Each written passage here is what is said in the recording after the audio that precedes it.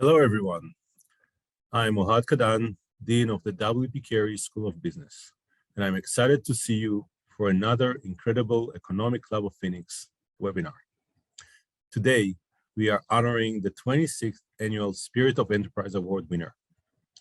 We are very excited to recognize Paradox and its founder and CEO, Aaron Matos, who will be our featured speaker this afternoon.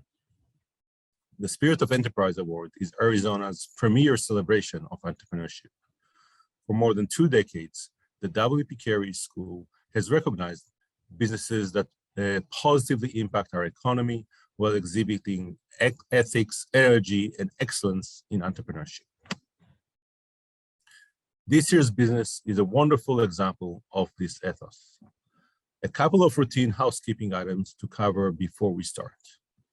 First, all attendees are muted and have video disabled for the remainder of the session. If you have a technology question or questions for our keynote speaker, please use the Q&A box at the bottom of your Zoom window. We will save the questions until the end of the session, but you can go ahead and put them in the Q&A box when you're ready. Now, a couple of updates to kick us off. 2 weeks ago, it was my honor to present the annual Lawrence R. Klein Award for Blue Chip Forecasting Accuracy to Fannie Mae's Doug Duncan at an event in New York City. Equally rewarding was the opportunity to visit major New York City investment firms with about 20 W.P. Carey students in the REIT Portfolio Practicum course. The students invest real money into REIT funds each year, and this was a tremendous learning opportunity for them and a great chance for me to see the value of W.P. Carey education. There will be some upcoming opportunities for you to do the same, including at our annual Alumni Hall of Fame event on Thursday, November 17th at 5:30 p.m. on the Tempe campus. The event is free, and we would be thrilled to welcome you there to celebrate with us. This year's alums inducted to the Hall of Fame are Michelle Sirocco, Chief Social Responsibility Officer at Televerde and Executive Director at the Televerde Foundation, Paul Cutler, Treasurer of Nextera Energy, Harvey Jabara, Managing Member of Olive Management, Craig Crumwitty, President and CEO of Harvard Investment, and our young alum inductee is Lauren James, co-owner and CEO of James Group Incorporated. Then, on Saturday, November 19th, make sure to stop by the W.P. Carey tailgate tent as we celebrate homecoming. Now, for our keynote presentation. Our special guest and award winner today is Aaron Matos. He is the founder and CEO of Paradox, the world's leading conversational recruiting software that's driving automation with a human touch to assist with the work talent teams don't have time for. Some examples include streaming tasks like screening, interview scheduling, and fast and easy mobile-first interactions. Aaron is an experienced entrepreneur and a recognized technology leader. His passion for recruitment has driven him to start several successful companies in the talent acquisition technology market, which have served tens of thousands of clients and millions of job seekers. Under Aaron's leadership, as the former founder, former CEO of jobbing.com and recruiting.com, his companies achieved industry-leading growth and 3 consecutive Inc. 500 awards. Aaron was also recognized as a top 10 honoree for $10 million and up category in the Sun Devils 100s class of 2022. I'm thrilled to welcome W.P. Carey alum and friend of the school, Aaron Matos. Aaron, the floor is yours. Thank you, Ohad. I appreciate that. It's an honor, and I want to thank ASU and the W.P. Carey School and the Economic Club of Phoenix for recognizing Paradox. it's funny as someone who grew up in the Valley and as a kid who always looked at ASU as such an important part of our ecosystem. I'm always still humbled and super grateful whenever the school recognizes some of the work we do. And so I'm greatly appreciative on behalf of our entire team at Paradox. A little bit about Paradox and who we are today. We have built what we call assistive intelligence, and we focus on the recruiting process and try to help build workflows and processes that allow the computers, the machines, the assistive intelligence to help take some of the work out of the recruiting process and become, if you will, the assistant for the candidate, for the recruiter, for the hiring manager. We started the company in 2017 when we went to market, and we've been on a blessed experience over the last few years with incredible growth. We have companies like McDonald's and FedEx, Ground, Unilever, Procter & Gamble, Disney, CVS, Pfizer, Lockheed Martin, some of the biggest brands in the world, as well as local companies like Desert Financial Credit Union, Sanctuary, using our product. And what we really want to be able to do is drive a better candidate and recruiter experience in the recruiting process. We realize that the process itself in recruiting is sometimes frustrating and lots of times filled with administrative tasks, and we want to take those things away. We have a mission, if you will, to build software that basically doesn't act as software, that is the invisible experience. And we think that the experiences that we see today with Alexa or with Siri will work their way into the enterprise. And we've been able to position this company to make a dent in the ERP, HCM space. We completed our Series B financing in May of 2020, right as COVID was happening, which was quite the experience. And we brought in Brighton Park Capital, a firm with Mike Gregoire, who was the chairman and took Taleo public, and then sold it to Oracle as our chair. And then the company continued to grow. And last December, we were lucky enough to be able to close our Series C financing, where we raised $200 million at a $1.5 billion post from incredible investors, including Stripes, Sapphire Ventures, and Toma Bravo, who led the round, along with some strategic investors like Twilio and Workday Ventures and Recruit, which is the parent company of Indeed. And so we view this as we have a once in a lifetime opportunity to build the next generation of enterprise software. Today, we have about 625-ish employees globally, and have continued to scale this as we grow. And, you mentioned that I have a passion for recruiting, and I don't think that can be kind of overstated. I believe that people are what drive business. And a lot of that came from early in my career. And if I could take a step back to some of the stuff you talked about, I am a Phoenix native. I grew up here, went to Greenway High School. I then went off to GCC and worked full-time through school, and then was an ASU West student back in the day, and graduating from ASU West in 95. And it was because of both working full-time in an environment where people didn't always love their work, as well as professors that at that time was able to choose an emphasis in human resources management, and professors like Dr. David Bowen, who taught our OB class, and Leanne Atwater, who taught recruitment and selection, helped instill in me this idea that if you get the people thing right, you can build teams that change the world. And it's been my passion ever since. And so I spent the early part of my career in human resources, but then saw an opportunity back in '99 to build and combine what was at the time the best of the newspapers with local relationships and local power and local brands with the best of the internet, which was all about cost efficiencies and advantages of efficiencies and speed. And we built jobbing.com, and we launched in February 2000. That business, if you've been around Phoenix, jobbing was an important part of the ecosystem in the tech world for a long time. We had amazing success. The team built an incredible business. We grew that company to expand into 18 markets across the US.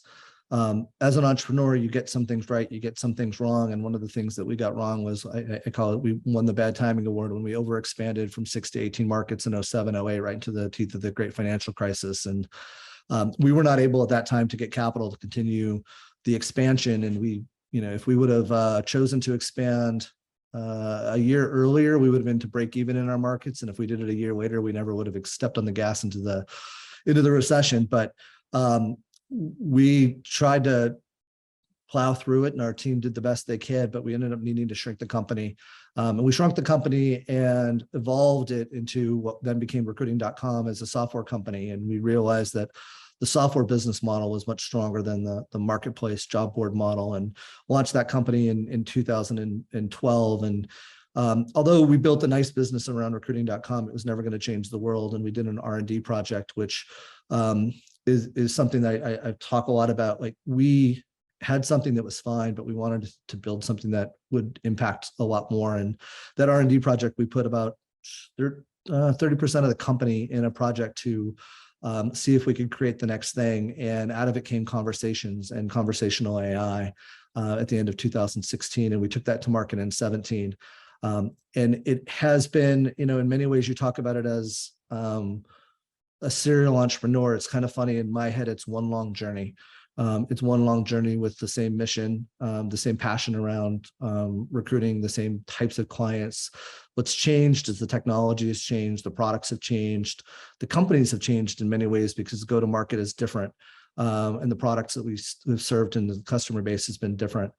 Today, we're able to serve, Jobbing's business was local in nature. So we built a big brand in Phoenix, including having our name on an arena.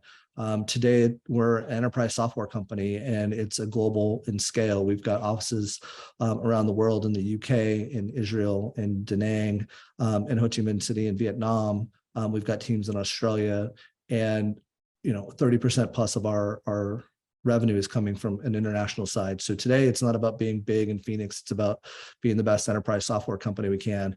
But at the same point, our team is here. This is home for us. This is where our home base is. And I've found that you can build great companies in the Valley. And I think it's one of the things that people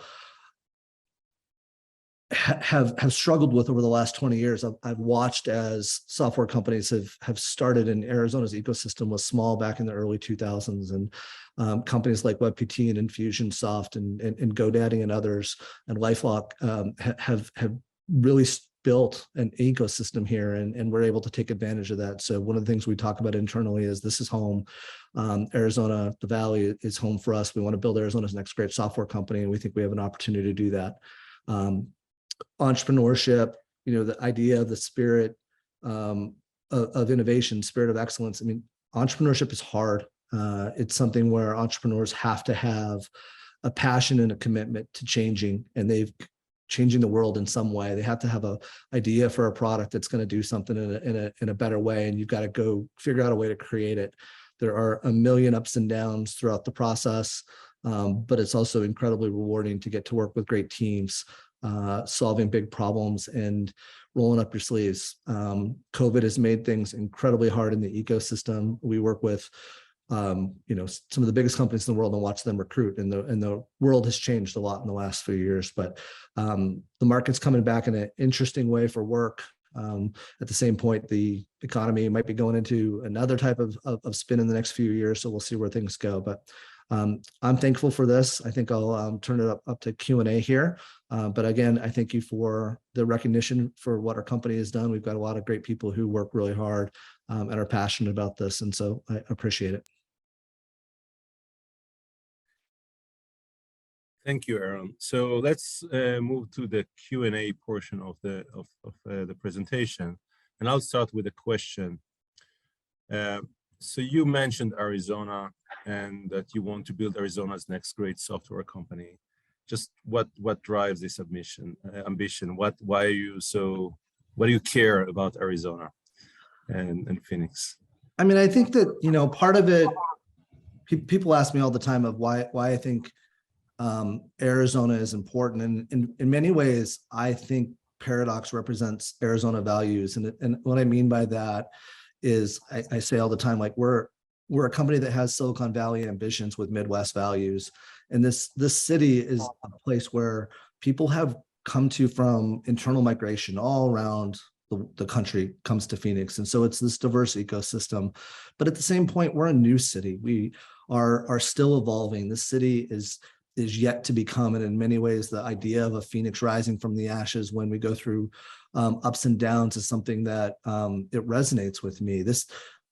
What this city can become has truly not been written yet. And one of our values at Paradox is to create the future. And we think we have both an opportunity and a responsibility to imprint ourselves in this valley and make an important part of the tech ecosystem, as well as create a company that creates both jobs as well as the ability to change enterprise software.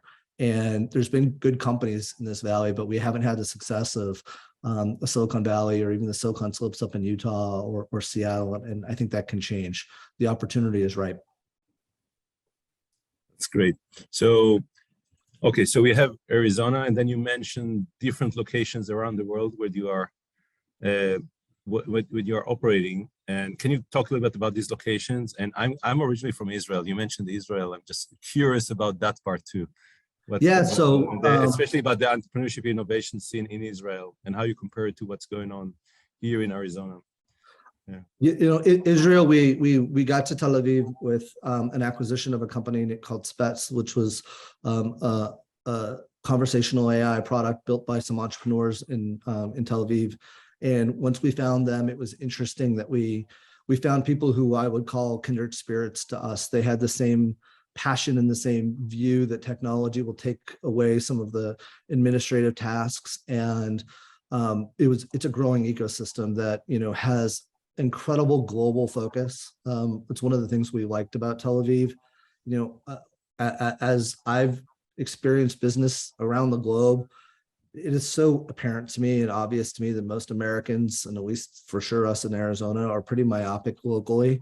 We think that the U.S. is all that matters. And when we're working with companies like Unilever, P&G, we've got to work in 70 plus countries around the world. And so Israel gives us a view into a global landscape where they view themselves as part of a global community. They don't view themselves as the country that matters like we do in the same way. Da Nang and Ho Chi Minh, our relationship in Vietnam, it's interesting because ASU also has some relationships with driving STEM education in Vietnam, but it was truly accidental. We met some engineers in the city back in 2016 and started small and realized that we also found a group of people that shared our values, that worked hard, liked building things. And, today we've got over 300 people inside of Vietnam helping develop so that things are designed in Scottsdale and also built in Vietnam. Interesting. So if you can talk a little bit about the entrepreneurial ecosystem here in Arizona, particularly Scottsdale, where you are located. What do you see? Have you seen over the years in terms of the development, or what's necessary to make it even more, inviting for entrepreneurs?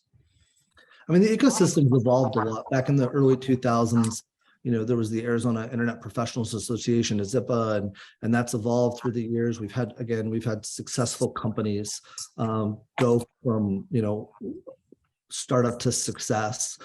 Today, there's companies like Proctorio that run under the radar that are doing amazing things, and us and others that you can build a great company today in Arizona. You also have come up with an environment where we're not just restrained on hiring people in Arizona. We're able to hire people across the country, across the globe, and you can be headquartered here. ASU has always been the driver of talent for this city. Obviously, we get some students that come up from U of A because obviously there's nothing to do in Tucson after they graduate.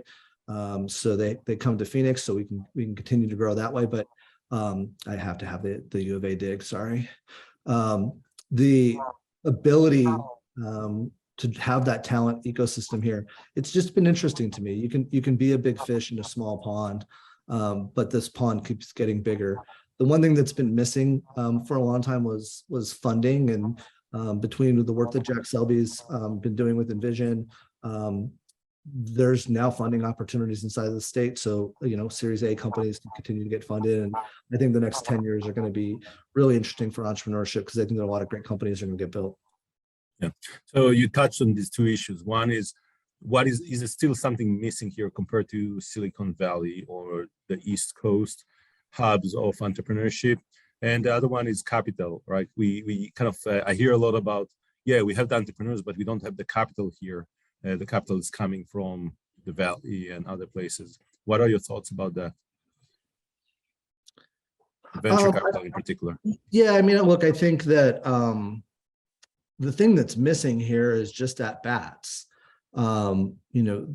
Silicon Valley has been successful because there's been so many other successful companies, and it breeds more opportunity. I mean, what Phoenix hasn't had is, the PayPal mafia group that was successful that then spun out. We didn't have the Qualtrics that Salt Lake City had, where enough people made enough money to go do it again. And Phoenix hasn't had a lot of that. So we need some wins. The big wins really become fuel for the fire.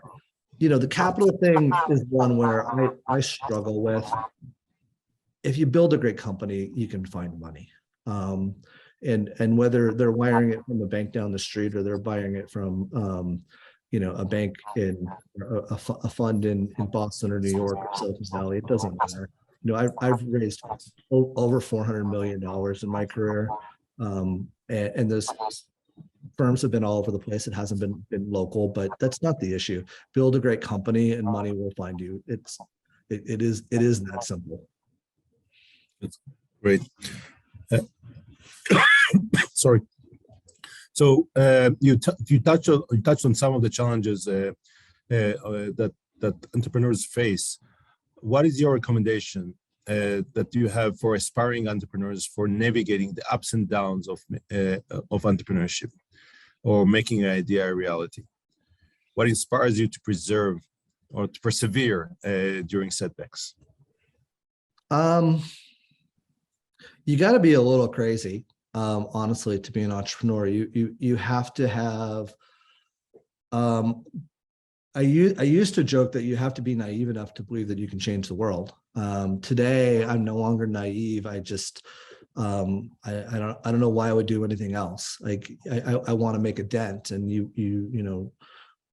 we all get up every day and we try to accomplish something. And so, I mean, I think as an entrepreneur, you have to understand that you're going to have setbacks, and some of those are going to be outside of your control. Some of them are going to be inside of your control. We talk a lot internally about, as soon as we went into COVID, I gave everyone in our company, at that point it was probably 150 people, the Ryan Holiday book, The Obstacle is the Way, that talks about, basic Stoic principles of understanding what's in your control and what's not. And as an entrepreneur, that foundation is so important. You have to realize that not everything's in your control, and life and business and competitors will punch you in the face. You got to be prepared for it. You got to expect it. And you have to have, in my mind, you have to have a vision of what you're trying to create, and be a little insatiable in chasing that. Okay. So you mentioned a few times the word values. Our values. Can you elaborate on that? What are your values? What is the Paradox values? Yeah, I mean, I think that every company has a culture. It either has a strong culture or a weak culture, and companies either stand for something or they stand for nothing, or they stand for too many things to actually stand for anything. And a couple of years into starting Paradox, I will say that early on, it was frustrating for people because I refused to codify our values early. I didn't want it to be just an imprint of what Aaron wanted. We waited a few years and then allowed and did an exercise and had the team create our values. And, for us, it starts everything from creating the future to creating magical moments for our clients to be better tomorrow than we are today, and to having a high give a damn. And those values really drive who we hire and what we expect of our team. And I think it's important. It is kind of core to who we are and what drives people, and they have to understand what's expected of them. And it really does go back to not only who you are, but who you want to become. And in many ways, I think values are a bit aspirational. You have to have a hierarchy, and you have to think, creating the future is better than not creating the future. Being better tomorrow than you are today is better than the alternative. You have to be able to have that hierarchy for what you're trying to do. That's great. So you mentioned your passion for talent, basically recruiting talent, and all of your companies are basically part of that passion, right? It's been a journey where you just changed the tools or the ideas, but it's all around talent acquisition. Can you elaborate on where you got there and how you became so kind of connected to this issue of talent? I mean, I think to me, it was a confluence of a few things. One was, as I mentioned, school and David Bowen, and I still remember him in some of my OB class talking about expectancy theory and just realizing that people drive business.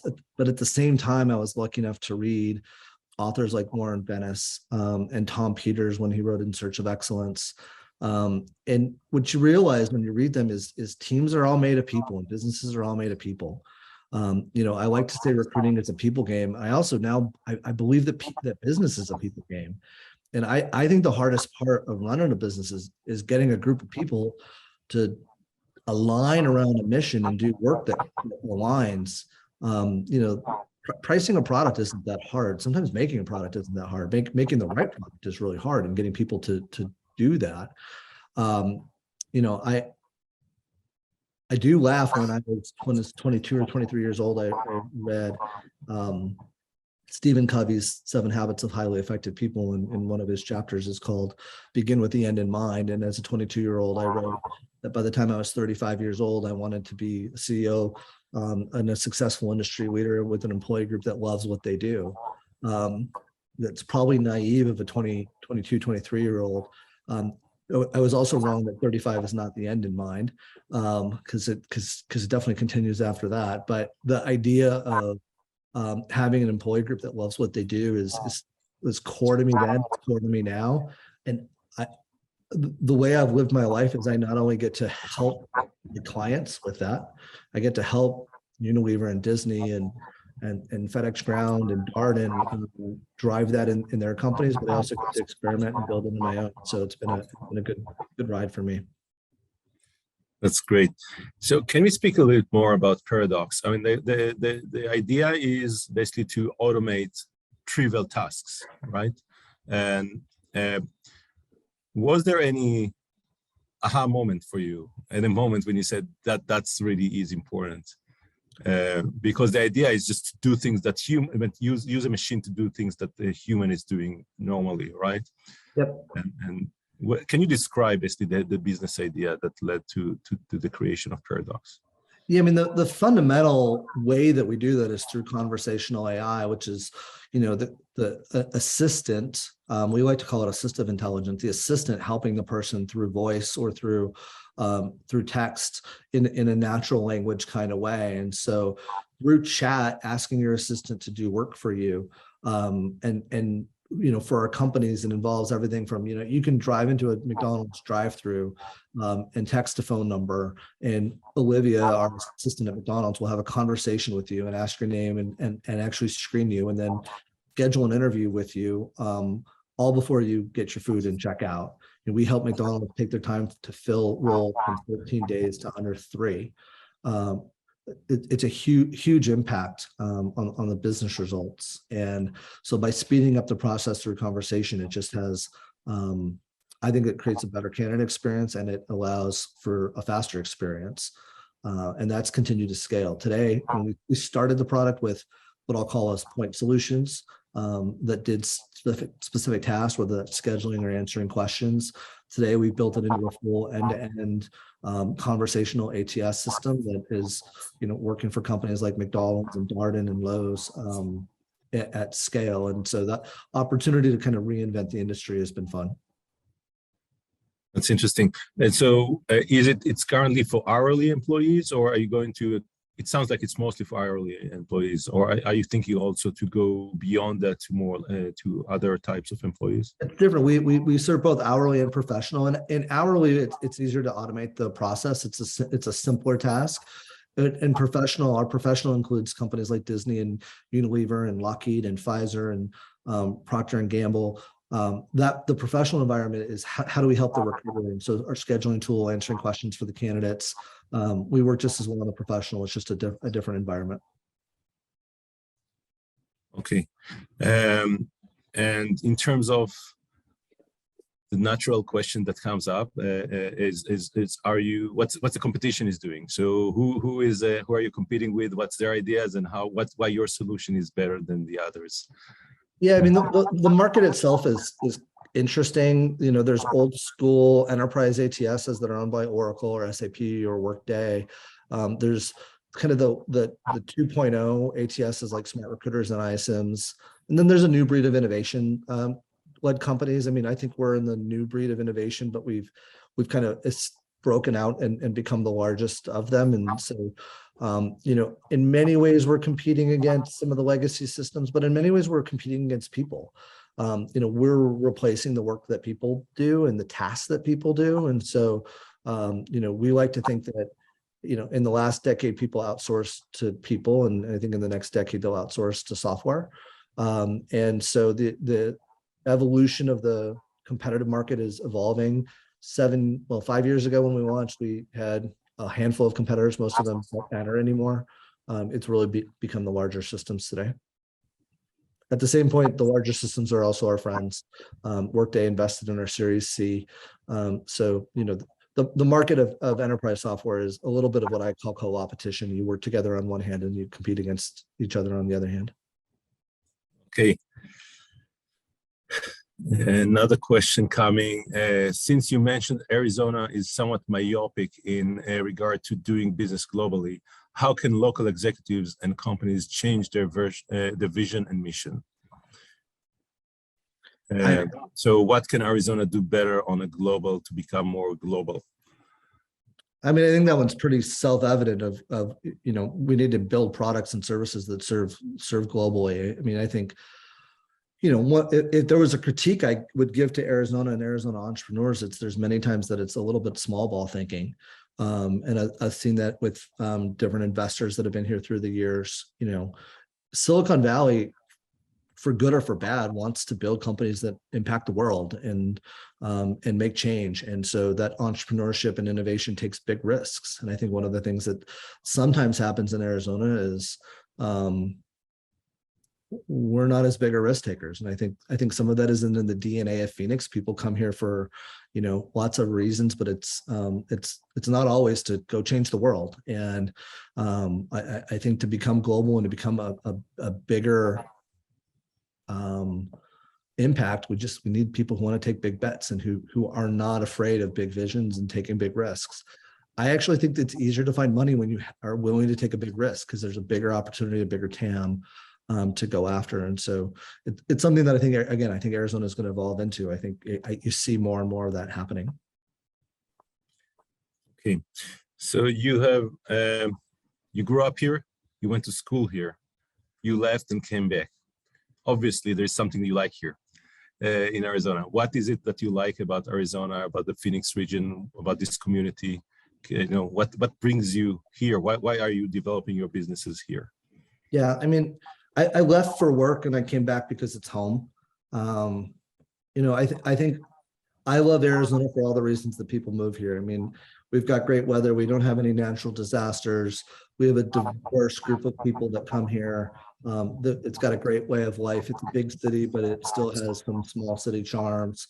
We've got the mountains, we've got the desert. You know, we wake up this morning and it's utterly perfect weather today, right?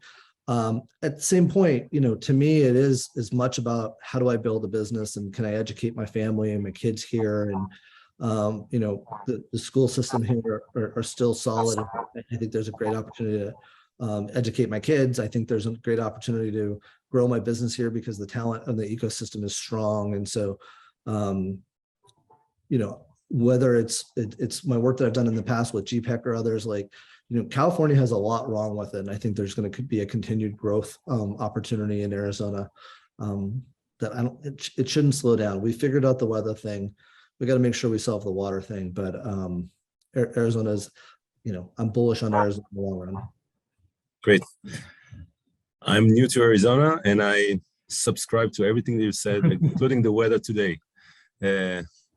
Not so much in the summer, but definitely today. Yeah.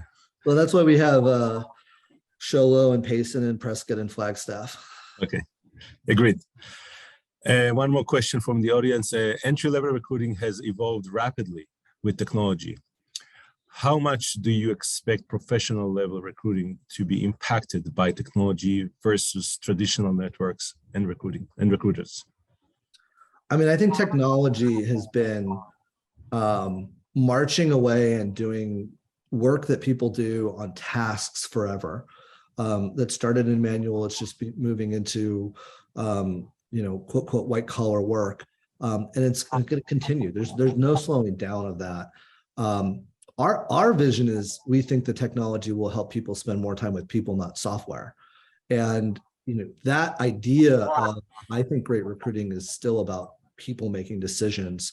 If we can eliminate the administrative stuff. I mean, one of my ahas that drove me towards this was I walked into one of our clients and there was 40 recruiters sitting on a floor and all I heard was typing. And I don't think that's recruiting. I think recruiting is when you sit down with people and get to know them and get to know their passions, what they're interested in, and why they want to contribute as much as the skills they have. So I think there's going to be a huge impact. My hope is we make recruiting more human, not turn it over to software. Great. Okay, so a trick question. Is there anything you would have done differently on your journey in general and with Paradox? There's a lot of stuff that in retrospect, the decisions we made weren't the right ones, or we could have handled in a different way if you would know the way the future plays out. I mean, at the same point, I look at this as like, I could have lived this life a million times and it might not be this great. And so I'm pretty happy with the way we've built the companies we have and the choices we've made. And I'm not a look backward and have regrets. I look back and say, hey, did I learn anything and can we apply it moving forward? So there's things I could have handled better, 100%. Most of that usually honestly revolves around ways I could have been a better person or a better leader, not necessarily the decisions I made. It's those character things that probably bothered me more than the, hey, did we make this strategy right? I'm fine with the product failures. Those are, you got to do that stuff. To me, it's like you got to put your hand in the fire. The stuff that I regret, if I would, was the character stuff that hopefully I'm getting better at in my 50th year. Oh, congratulations. And a question from the audience that I, as a dean, should be asking. Can WP Carey do a better job in supporting, educating entrepreneurs? If so, how? What do you expect from us as a school? I mean, that's a trick question too. Because I think great entrepreneurs know how to do things. I honestly think going to school to focus on entrepreneurship is somewhat weird. Even in my career, like I became a competent professional and then in a function, and then I chose to be, build a business outside of it. So it's an interesting thing when I think of schools.